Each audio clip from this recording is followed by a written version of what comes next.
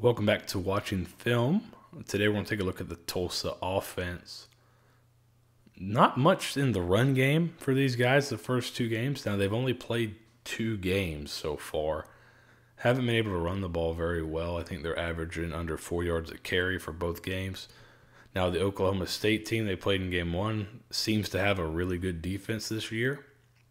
UCF not as much, but they were able to throw the ball against UCF and even hit some plays against Oklahoma State. So, a little bit, some good, some bad, but in the run game, not as good. So we'll start with that, and then we'll get to their pass game, which has a little bit more to it. I think they're base zone team. They will run wide zone. They'll run split zone, so where you're like a slice, where you're bringing a tight end or fullback back across the formation, kicking out the end man. They'll probably have some more run game, but I think that's their base. On the goal line, you'll see they'll bring in some of their defensive linemen. They got some big, nasty D linemen. They'll bring them in and just get downhill. They seem to want to be a downhill physical run team, and they'll work the wide zone in as well, which can turn into a downhill run depending on how it's played up front. But we'll start with kind of the stretch here against Oklahoma State. You'll see here they're ripping and running wide. Backs gets the edge here. Picks up 13 yards here on a 2nd and 13 for the first down. If you got zone in, you might have the wide zone in as well. It's a good complement, and you could use it for a lot of RPO stuff as well and good play action. This is split zone, so you're going to bring H-back, tight end, fullback, whatever you're going to call the guy, bring him across, kick out the end man. Here they kind of have him climb. End man goes inside, so he takes here. And would have been a touchdown if not for this face mask. But still a good, hard, aggressive downhill run. Good adjustment by the H-back. And good job by the running back to keep his legs moving when his head almost gets ripped off his body. And here's on the goal line against UCF. D lineman. This is a big back. They've got a couple big backs that will just get downhill and punish you. They're not afraid to get those guys going downhill, get a few yards. They'll use some misdirection with some jet sweep and stuff like that. So they probably have the jet sweep in as well. They use motion with it to run some inside zone stuff. So you might see a little jet sweep as well. But here's some of their pass game, which they had the most success with this year. This would appear to be almost a pivot type route. They run some different two-man combinations. You'll see some where it looks like almost hitch.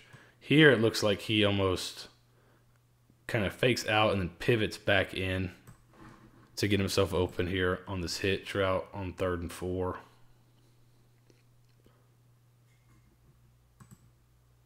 Then here it looks like just kind of double curls up top and double slants at the bottom. It might be the quarterback has the option kind of depending on what he sees coverage-wise. So down here, it looks like you got double slant. Up here, up top, double curl.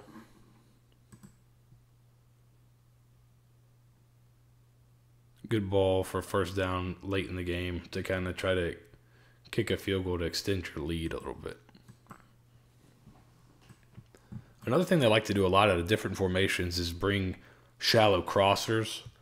They'll bring crossers from both sides. So here you'll see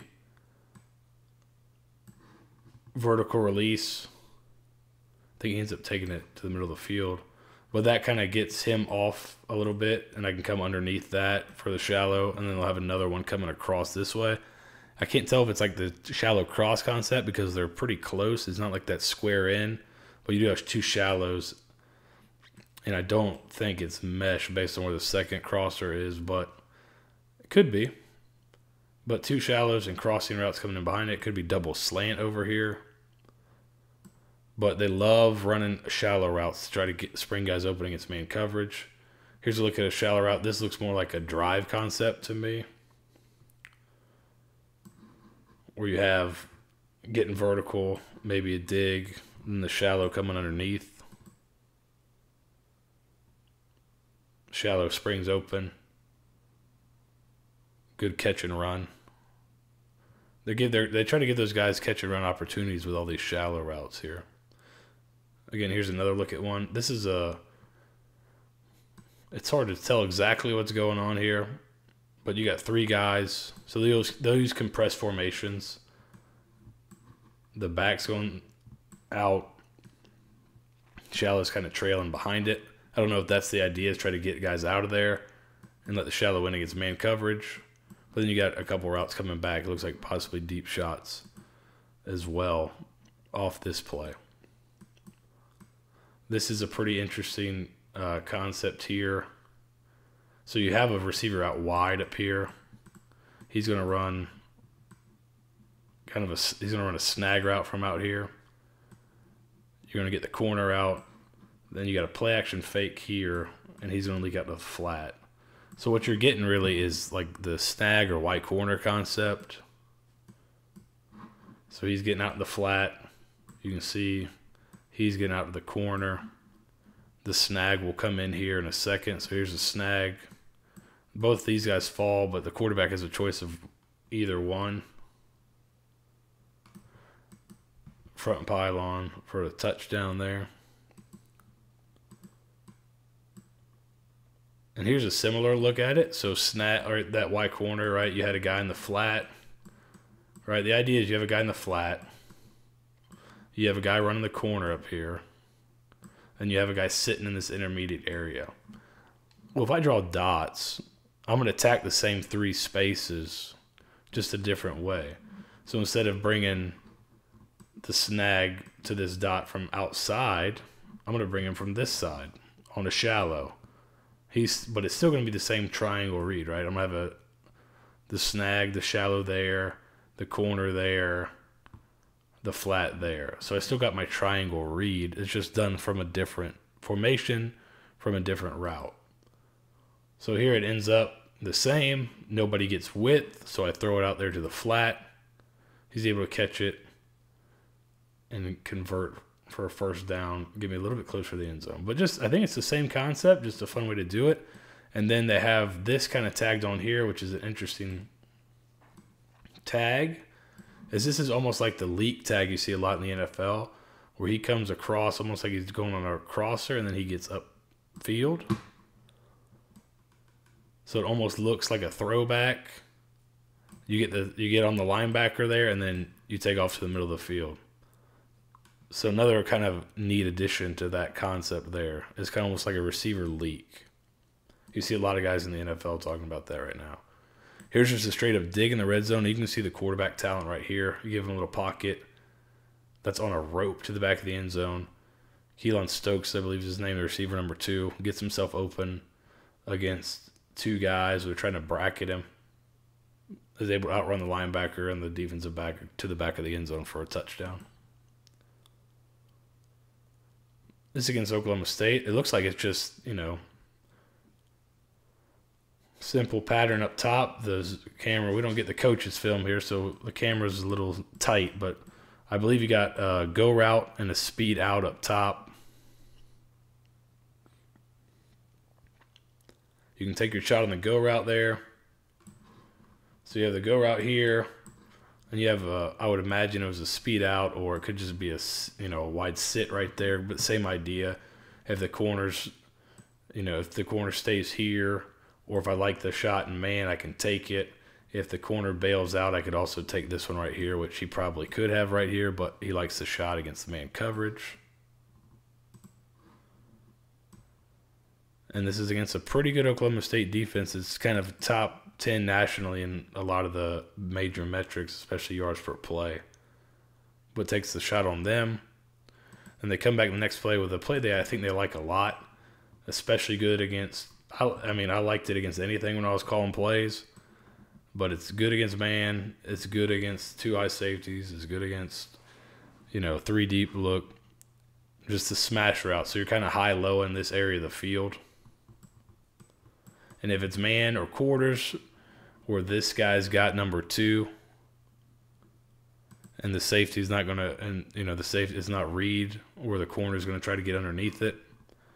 You got a great shot here to the corner route, and this is a nice throw and catch right here. I mean, that is pretty good coverage, where that ball is placed perfectly, and the receiver goes up and makes a nice catch there for a touchdown. So that's pretty high level stuff right there.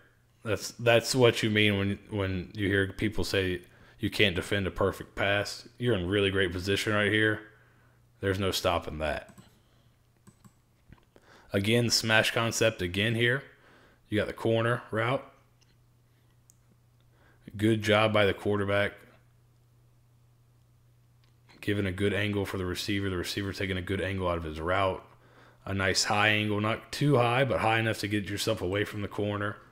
If you come out here too flat, now this guy's got to play on it. But you take a nice deep angle. The quarterback bends the ball away from the safety there. Nice easy completion on the smash route. And then I think this is like a tendency breaker right here, because they'll run it out of this tight compressed split too, where you'll get an out in the corner. So you see the speed out break there. What you're actually going to get here is corner, post. The safety bites on the corner out. The post comes open. The quarterback's got time to throw it, and he gets behind the defense there. So you keep defending smash, and now they come to smash post for a touchdown. They love to take shots down the field. So here's kind of a Mills concept. You got a dig and a post over the top. They like to do that, put kind of eye candy in front of the safety, and if he jumps it, throw over his head. So right here, UCF safety kind of jumps it, and a good throw.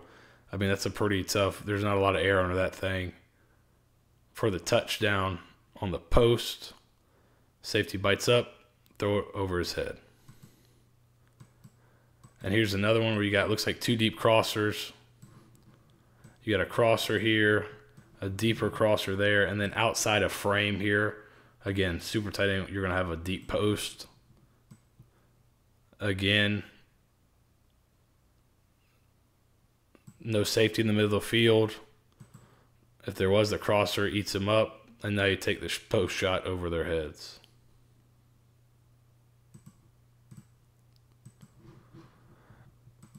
So Tulsa, it's hard to say. They didn't score a bunch against Oklahoma State, but like I said, Oklahoma State might be really good on.